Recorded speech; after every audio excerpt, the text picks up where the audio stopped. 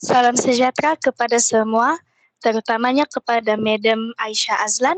Kami dari kumpulan 8 akan membentangkan cabaran ideologi ekstremisme. Sebelum memulakan pembentangan ini, mari saya memperkenalkan ahli-ahli kumpulan kami. Nama saya Claire. Dalam kumpulan kami ada Azrin, Sabrina, Raineli, Sofia, dan Khairi. Seterusnya kita akan pergi ke pengenalan atau pendahuluan. Artikel parameter penulisan Wasatiyah Pendakwah untuk menangani ekstremis Melayu Muslim menerusi media sosial, membahas peranan media sosial sebagai medium penyebaran ajaran sesat dan bagaimana golongan ekstremisme Melayu Muslim dapat ditangani oleh pendakwah wasatiyah. Konsep wasatiyah atau moderasi dalam Islam menjadi landasan untuk memelihara keharmonian di Malaysia yang multi etnis dan multi religius. Parameter penulisan wasatiyah melibatkan keterampilan komunikasi dan literasi media sosial, termasuk pemilihan kata bijak, konten mendidik, dan strategi komunikasi untuk mencegah konflik. Penggunaan efektif platform media sosial juga ditekankan untuk menyebarkan pesan positif pendakwah wasatiyah guna menangani ekstremisme dan membangun masyarakat yang toleran dan damai. Seterusnya kita akan pergi ke slide yang seterusnya.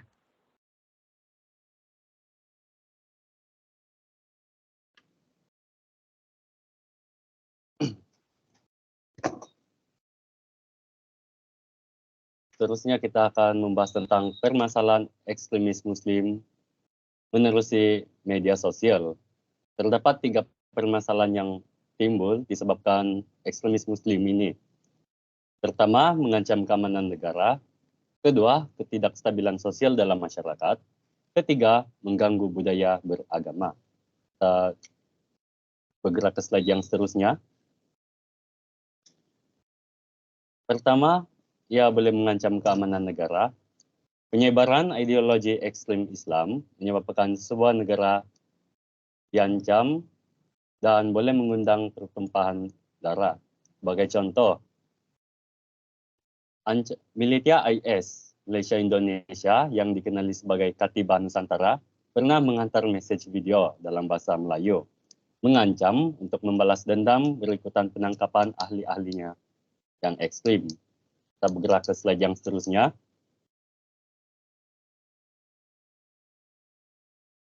Kedua, ia boleh mewujudkan ketidakstabilan sosial dalam masyarakat. Penyebaran ideologi ekstrem melalui media sosial boleh menyebabkan Islamofobia, iaitu rasa takut, benci atau prasangka terhadap Islam dan umat Islam. Antara tragedi yang pernah berlaku adalah serangan daripada kumpulan Al-Qaeda terhadap AS pada 11 September 2001 dengan melanggar 2 menara kembar World Trade Center di New York City dan gedung Pentagon di Washington. Hal ini telah mengubah pandangan seluruh dunia terhadap agama Islam dan menimbulkan rasa takut dan prasangka buruk terhadap penganut dan agama Islam. Kita bergerak ke slide yang seterusnya.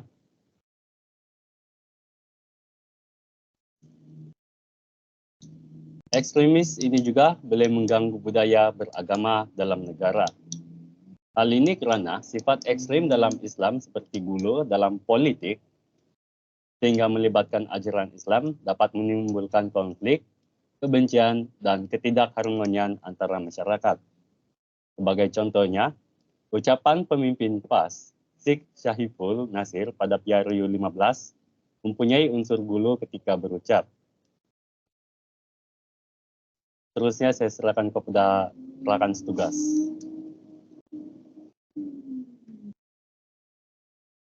Seterusnya kita membincangkan pula faktor-faktor ekstremisme ajaran sesat. Kita akan bukan mengupas bawang tapi mengupas isu yang sedang saya paparkan sekarang. Yang pertama, kita akan membincangkan tentang fanatik terhadap sesuatu pandangan tertentu.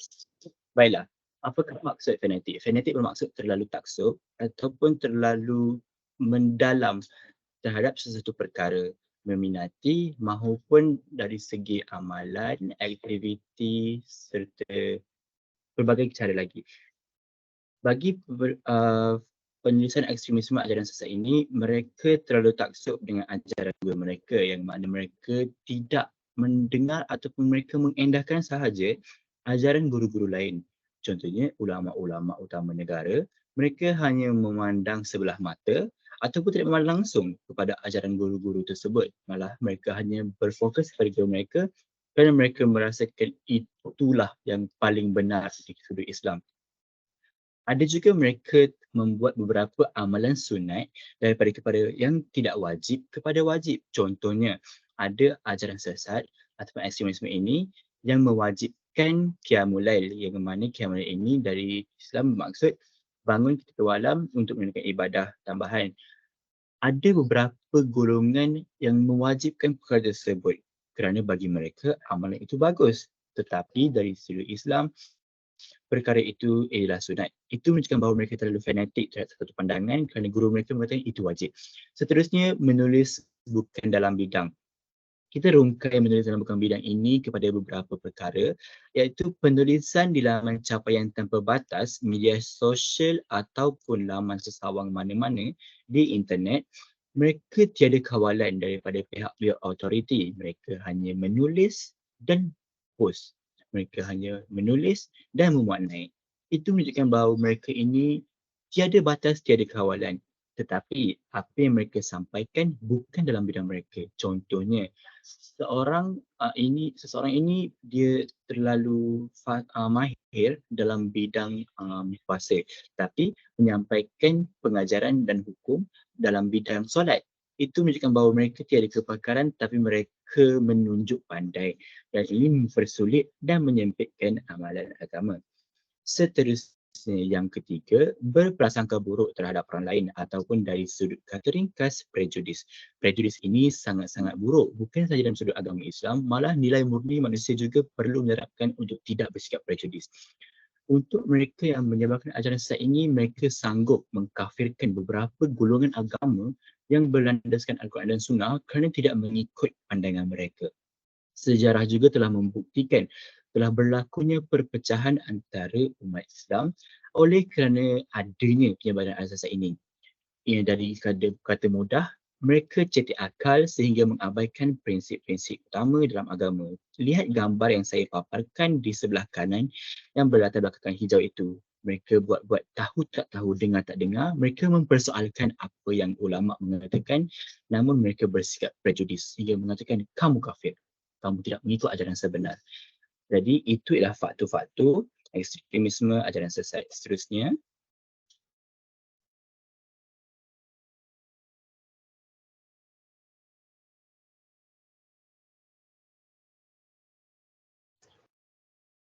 seterusnya adalah kesan-kesan kesan-kesan ekstremis terhadap individu, keluarga dan masyarakat. Okey, so kita lihat kesan terhadap individu dahulu.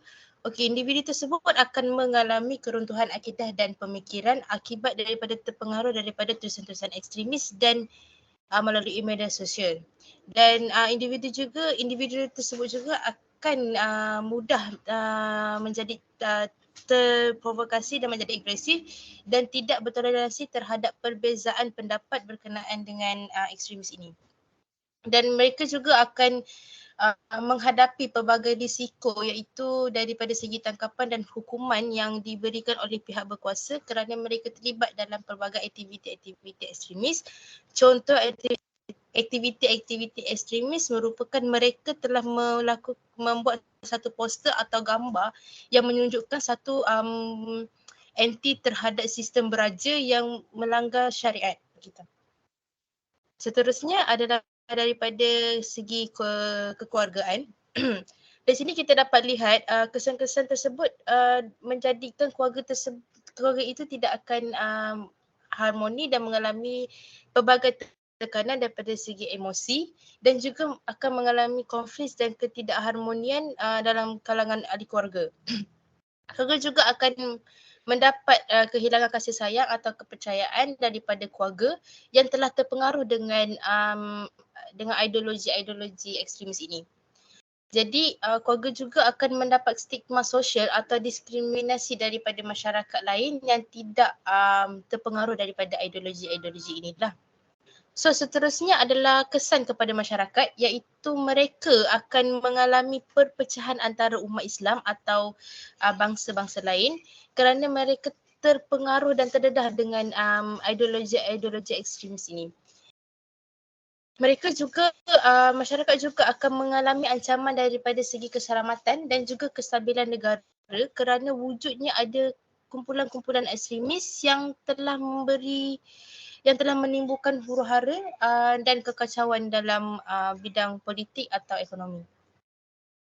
Dan juga mereka akan hilanglah jati diri mereka atau nilai-nilai murni terhadap diri mereka dan juga warisan budaya Islam yang bersifat sederhana, moderat dan wasatiyah. Itu saja daripada saya. Terusnya.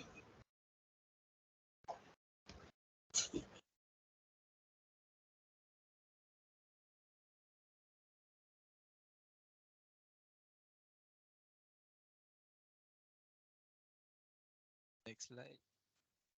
Please. Okey, terima kasih Sofia. Seterusnya adalah salah satu cara untuk mengatasi aliran pemikiran ekstremis. Ini adalah dengan merujuk kepada pihak autoriti tertinggi agama jika mempunyai persoalan dalam konteks agama. Sebagai contoh, pihak autoriti tertinggi agama seperti Jabatan Kemajuan Islam, Jabatan Kemajuan Islam Malaysia iaitu JAKIM, Jabatan Negeri-Negeri atau para mufti. Matematik yang dibawa oleh para agamawan ini adalah berdasarkan fahaman ahli sunnah wal jamaah dan aliran mazhab arus perdana kini. Edikmen syariah negeri dapat menjadi bukti bahawa ia ditulis berdasarkan al-syariah al-muturidiyah.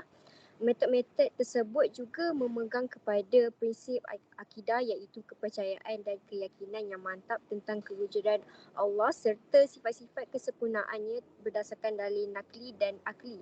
Prinsip akidah yang diterapkan menjadi benteng daripada unsur-unsur ekstremisme.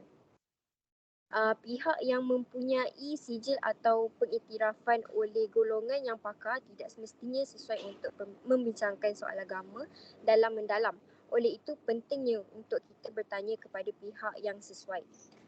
Seterusnya adalah memperkasakan pendakwa wasatiyah dalam ilmu dan kemahiran penulisan yang berkesan, menarik dan berlandaskan Al-Quran dan Al-Sunnah serta menggunakan media sosial sebagai platform untuk mereka menyebarkan pemikiran wasatiyah dan yang seimbang, rasional dan menghormati perbezaan pendapat.